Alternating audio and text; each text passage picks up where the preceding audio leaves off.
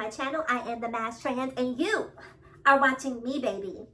Now, before we get today's video started, I just want to give a quick what's up to my peeps and a nasty, diabolical middle finger to the creeps. You know who you are. So let's talk about it. It is Sunday, you guys. I have been working on my balcony all weekend long. And I mentioned to you, I'm not sure if the blog is uploaded yet. It's taking quite some time for this blog to upload. But I mentioned in the blog that I have been watching this show on BET. It's called BET Presents The Encore. So let me paint a picture for you guys. Now, if you're a huge fan of R&B music, especially R&B female artists, then you're an R&B female artist of the late 90s, 2000s era, then you are going to absolutely, positively love this show, okay? So, and you can thank me later. You know, you don't have to thank me right now. You know, give my flowers later, okay? So this show, again, is on BET. It's called BET The Encore Presents The Encore. Now, on this show, you have Shamari from Black. You have Irish and Orange from 702. You have Farrah and Fallyn from Cherish. You have Pam from, goddamn, from Total. You have Keely Williams from 702. I'm sorry, from 3LW. You have my girl Nivea. Who else am I missing? Oh, you have Aubrey from Danity Kane. I think I mentioned pretty much everyone that's on the cast. All right. So it's kind of making of the band meets R&B divas, right? So if you remember R&B divas with, they had an LA franchise, an Atlanta franchise. Listen, we owe the phrase booked and busy to R&B divas. That was from Kelly Price. Kelly Price said that. So this show is going to be quite the gem. It is, I'm telling you, it is gag-worthy TV. Okay, so if you like a good gag, you need to be tuning into this because, okay, so let me tell you guys what's going on.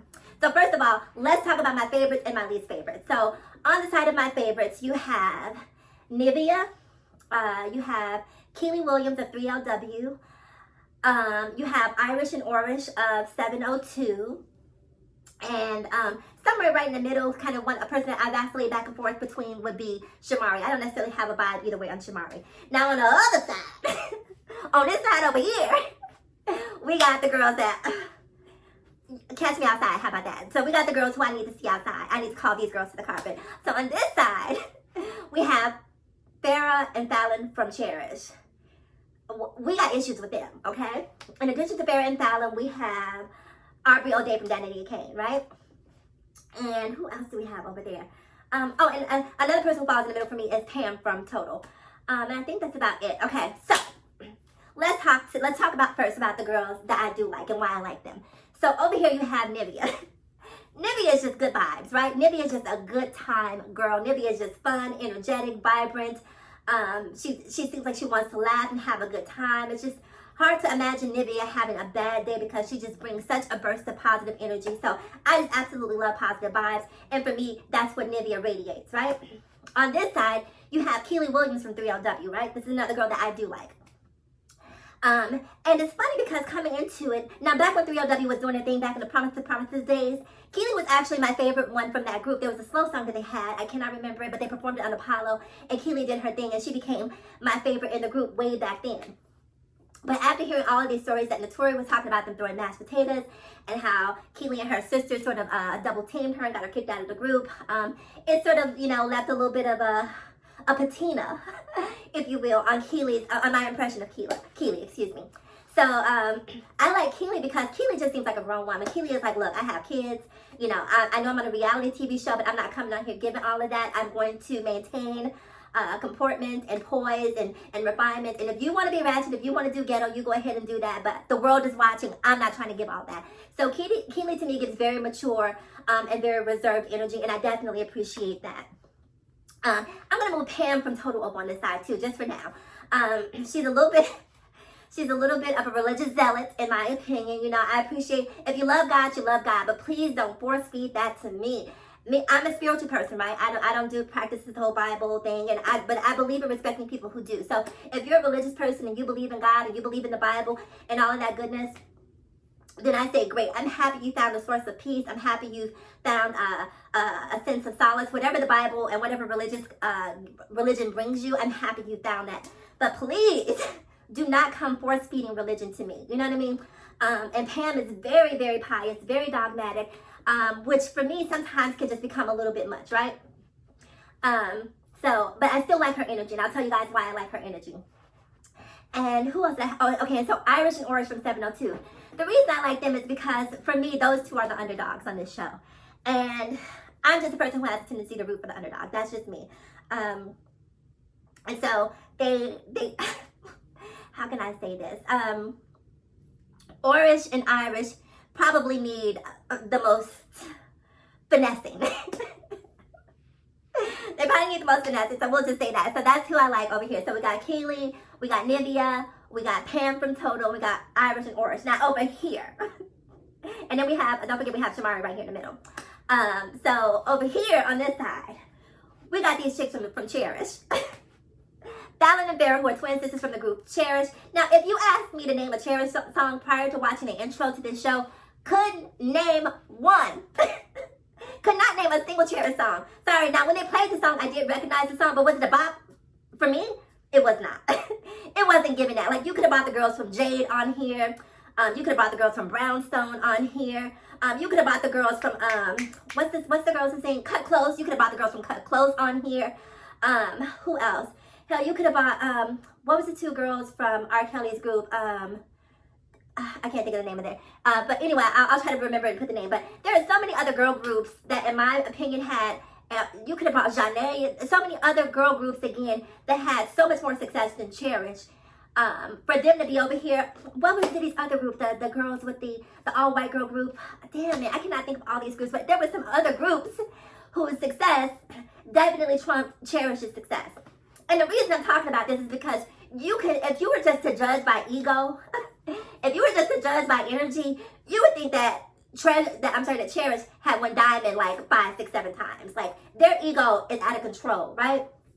So their ego is the 10th member of this group. So they come in, they're the first ones in the house, and immediately they start judging people. So Pam from Total shows up, and Pam is my girl. I stand for Total. Do you understand me? Kissing You? What? Kissing You is all that I've been dreaming of. Come on now. Total was killing it back in the day. So, and plus, you know, I root for Pam because if you know anything about her history, you know, she went through this whole debacle with Centoya Brown and her husband being with Centoya. And so, you know, again, I root for the underdog, so I want to see Pam have a moment. So, Pam walks into the house, and here goes Fallyn and Farrah, and they're already calling, you know, her old and a geriatric. And it's just like, now it's not like they're spring chickens either.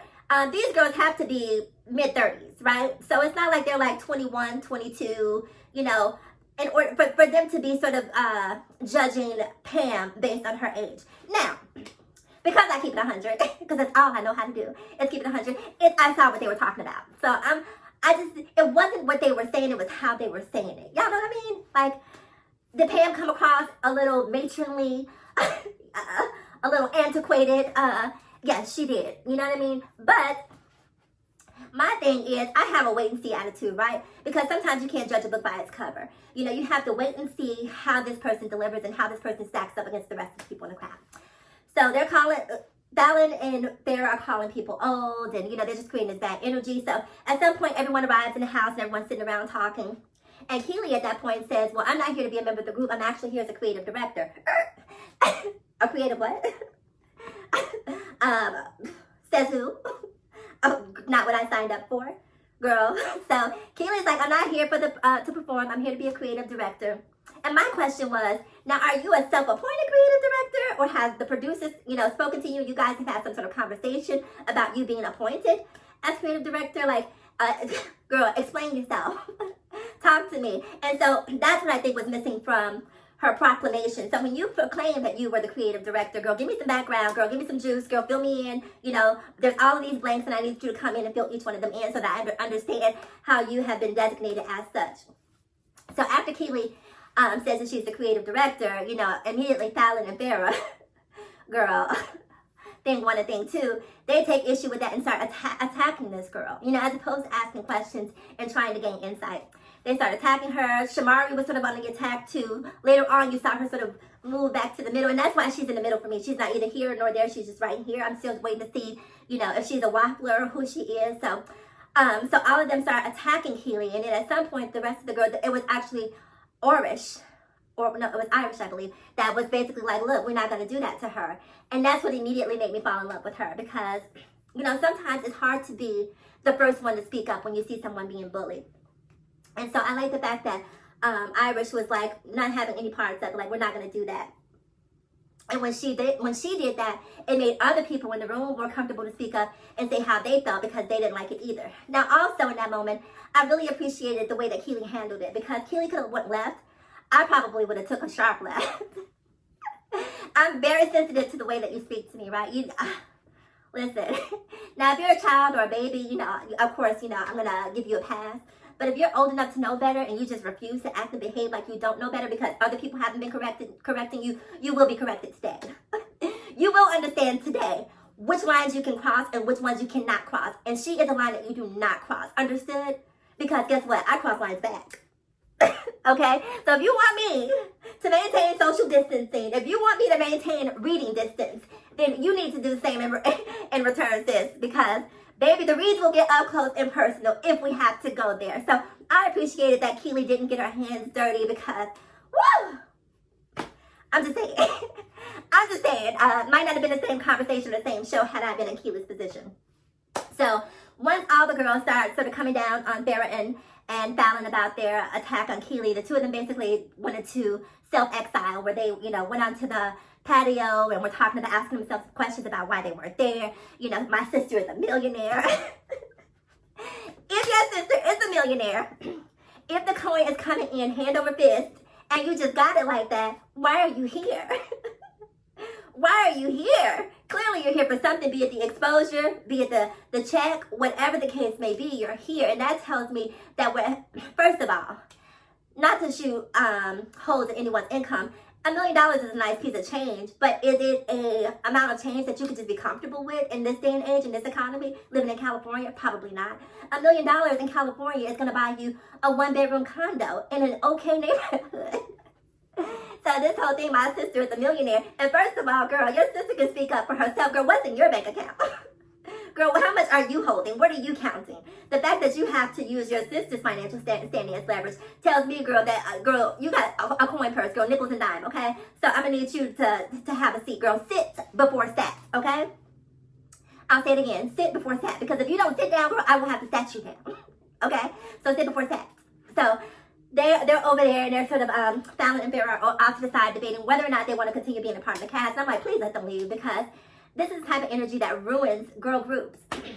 So eventually Pam from Total comes out, and, you know, she asks the girls if she can pray with them, and, you know, they say a prayer, and that sort of takes the edge off of all of the energy that's been going around the house. And that was a moment that made me really appreciate Pam as well, and her maturity. And this is why you need a grown woman in the group, because someone has to be the voice of reason.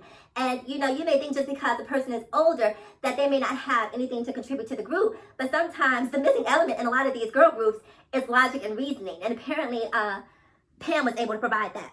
So Pam talks to them, they come back in, they have Sita from BET. Shout out to Sita from all my grown folks who remember Sita. So Sita's on the screen talking to the girls and telling them about what's going to happen during the course of the show. And after that, Fallyn and Farrah sort of issued this half-hearted apology, and everything for the most part seems smoothed over. Now, then we fast forward to the vocal coach. So the vocal coach comes in, and she gathers everyone around the piano. And one by one she goes, well, first of all, she asks who volunteers to go first to sing. And so Keely, without even raising her hand, Keely just launches into, you know, her little vocal thing. And on a scale of 1 to 10, Keely is not the best singer, right? But she is at least a 6.57. She can clearly hold a tune. So I appreciated what she gave vocally. Pam from Total. Pam from Total for me is not about range, it's not about power. Pam is just about tone.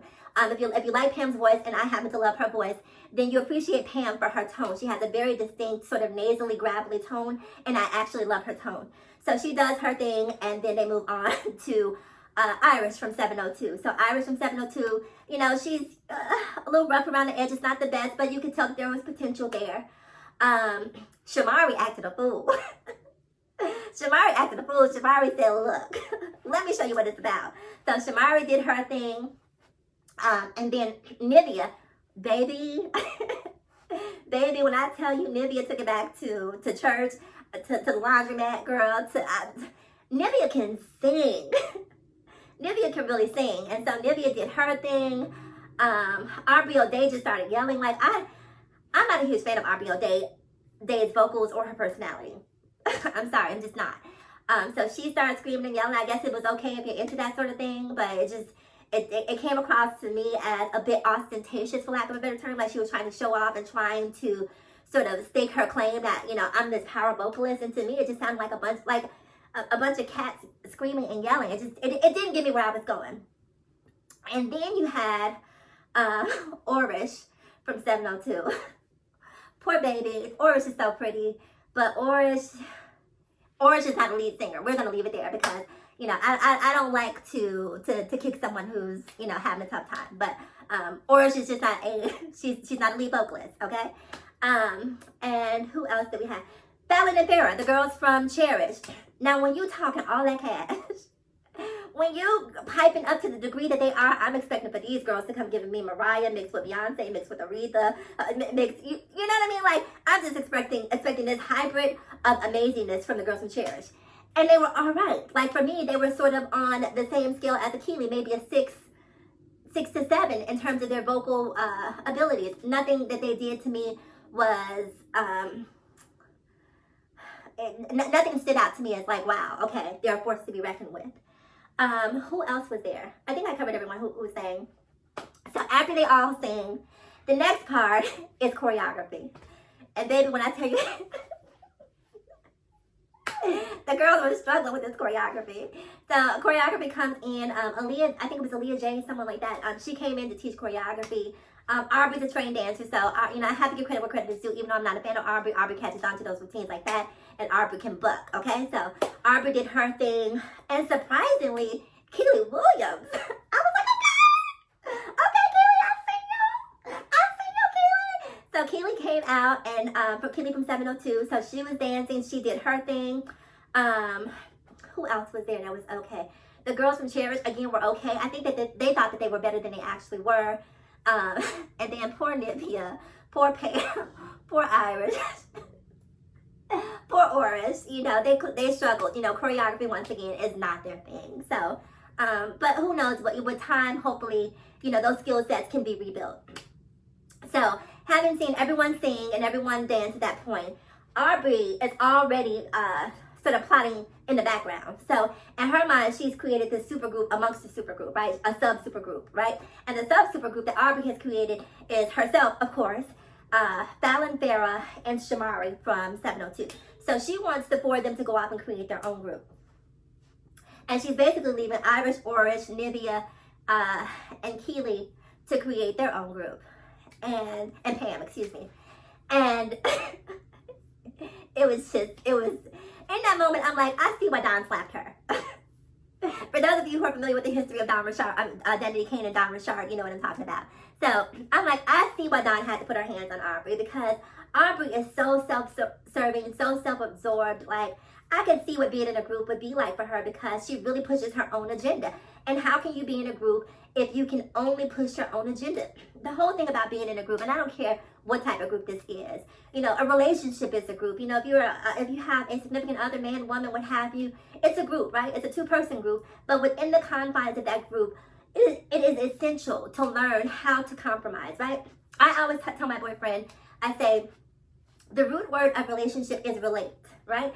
If you cannot relate, then you do not have a relationship. And in order to relate, you have to communicate, because how else are you going to relate to a person unless you understand where they're coming from and they're able to understand where you're coming from? So when I see the way that Aubrey moves, it lets me know that this is probably why she's still single. She's just not good at communication and relating to people. She's really good at self-promotion and trying to get out there what she wants to have out there and expecting to receive back what she wants, but she doesn't look like she's very good at giving. So she goes into everyone gathers in a room, and they're all talking about, you know, how they want to create these two groups. And I just thought it was so disrespectful to the other girls, because what you're saying in that moment is, you don't have any talent and we don't F with you like that, right? And what Aubrey fails to understand is that over here on this side, first of all, you get into a group with two sisters, twin sisters, you're going to be the odd person out every single time, right? Because the two of them are always going to agree with each other. Not only that, they both have huge egos to begin with. and you have an ego, a huge ego. Like, I don't know if the name of the group is going to be the Megalomaniacs. Like, I don't know how that's going to work, but their energies are going to collide at some point. You know, they may make nice at the beginning because everyone makes nice at the beginning, but at some point, the true persons are going to show up, and that's when the problems will start. So that group is not going to work, right? You need a Pam over there. You need a Nivea for levity, to lighten the mood. You need someone who brings a different type of, less diva-esque energy than the rest of them bring to this equation. So now I don't know exactly what's happening, whether or not we're going to see these two groups form, because certain people are for it, certain people are not for it, but I don't think I would mind seeing a group, honestly, with Nivea as the lead singer, Pam on second, and maybe Irish on third, and, you know, just so I don't know that I would mind that. And even Keely, if she decided to take a step outside of being a creative director, I don't think that I would necessarily mind that, but we'll see what happens moving forward. But anyway, I want to say this. If you have not been watching BET Presents The Encore, I am telling you, you are missing a really good show. It's only one episode in, just one, uno, so not too late to catch up. Check it out. Super, super, super entertaining. I was going to talk about K. Michelle and her new face. I'll say this really briefly about K. Michelle. First of all, I think she looks gorgeous. Second of all, can you hook us up with that phone number of whoever did that? Thirdly, it's amazing to me how people are so quick to hate on what brings someone else happiness, right? If K. Michelle is happy, then I'm happy for her. It is her life, it is her body, it is her face. She looks amazing. You know, we've seen some girls get some work done that I'm not gonna say any names. I'm not gonna say any names. But y'all know who I'm talking about. She about this song.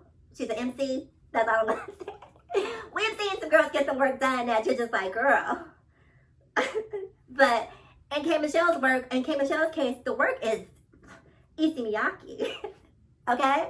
The work is Issey Miyake, okay? Whoever did her work killed it. And it's not like she was an unattractive girl before. Kay was beautiful before, she's beautiful now. So leave K. Michelle alone. That's all I have to say about that. Catch BET, The Encore presents The Encore. I am the Masked Trans. And as always, people, ask yourself this question. Why be bitter when you can be better? I'll talk to you guys again in my next video. Mwah.